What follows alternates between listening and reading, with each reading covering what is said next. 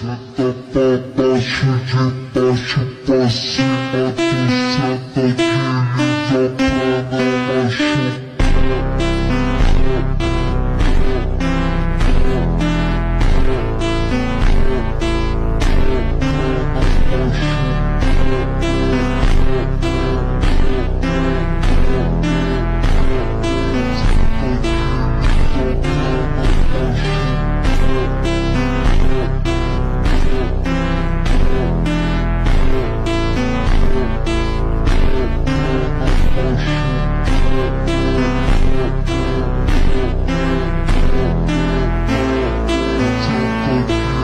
Senta